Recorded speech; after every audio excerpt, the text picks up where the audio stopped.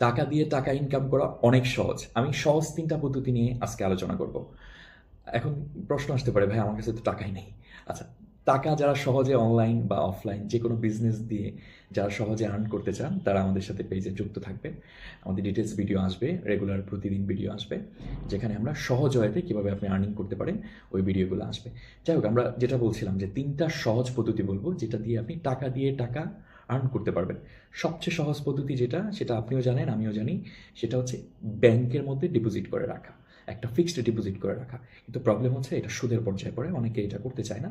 আমি নিজেও ব্যক্তিগতভাবে পছন্দ করি না। এটা 100% সেফ ইনভেস্টমেন্ট, বা সঞ্চয়পত্র করতে পারেন, এটাও 100% সেফ ইনভেস্টমেন্ট, বাট রিটার্নটা কম আসে। কিন্তু মানে হালাল আছে, হ্যাঁ, সঠিক হয়ে আছে, যেটাতে কোনো ইস্যু নাই। সেই ইনভেস্টমেন্টটা হচ্ছে আপনি যদি কোনো রেন্টাল ইনকাম করতে পারেন। রেন্টাল ইনকাম, যে কোনো কিছু রেন্ট করবেন, সেটা আপনার বাড়ি হইতে পারে, গাড়ি হইতে পারে, দোকান হইতে পারে। সবচেয়ে সহজ কি জানেন?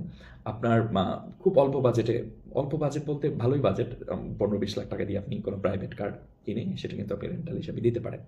সেটাও যদি না পারেন, সেক্ষেত্রে হচ্ছে আপনি এমন কিছু বাইকেল বা এমন কিছু জিনিস কিনতে পারেন যেটার মার্কেটে ভাড়া হয়। সিএনজি হতে পারে, অটো রিক্সা হতে পারে।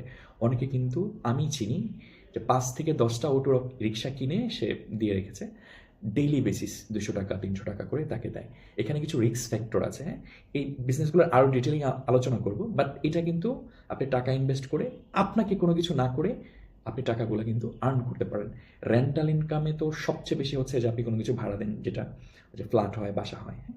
এখন একটা ফ্ল্যাট যদি কিনতে চান, অনেক টাকার ব্যাপার, হ্যাঁ? যদি কিনতে পারেন, খুবই ভালো।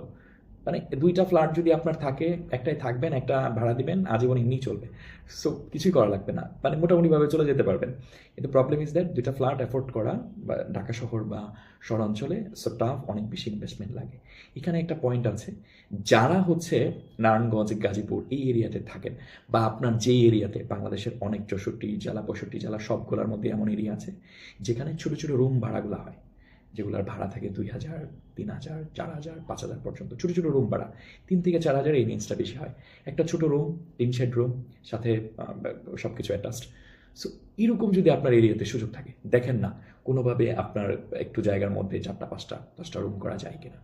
বিশ্বাস করেন আপনি অনেক এগিয়ে যাবেন ফাইন্যান্সিয়াল ভাবে, যদি আপনি এই কাজটা করতে পারেন। কারের কথা তো বললাম, ইজিলি করতে পারেন। সেটা প্রাইভেট হতে পারে, অটো রিক্সা হতে পারে, সিএনজি হতে পারে। আপনার যদি ভালো ড্রাইভার থাকে, এমন কাউকে দিয়েন না যেটা নিয়ে উল্টা আপনার ক্ষতি হতে পারে বা আপনার টাকাটা নষ্ট হতে পারে। তারপর যেটা করতে পারেন, শেয়ার বাজার ইনভেস্টমেন্ট। ভাই, ১,০০০ মানুষের মধ্যে মানে ৯৯৯ জনই লস করে।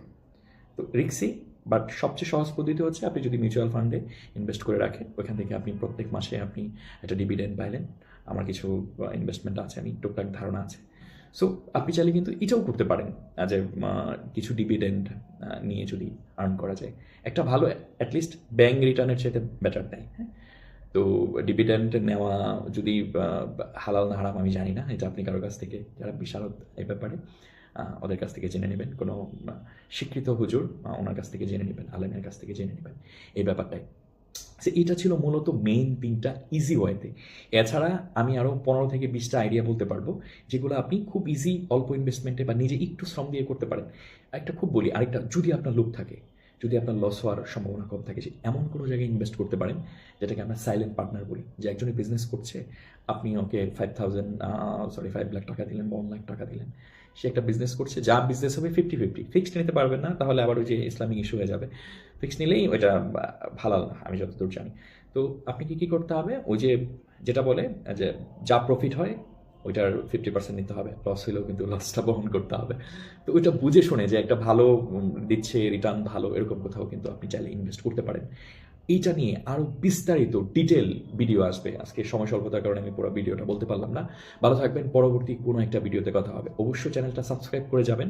আমার নাম সজীব, ১০-১২ বছর যাবত অনলাইন অফলাইন বিজনেস করছি, এবং টুকটাক অবশ্যই ইনভেস্ট করে থাকি। খুব বেশি পরিমাণে না, যেহেতু আমি বিজনেস করি, বিজনেসে রিইনভেস্ট হয়।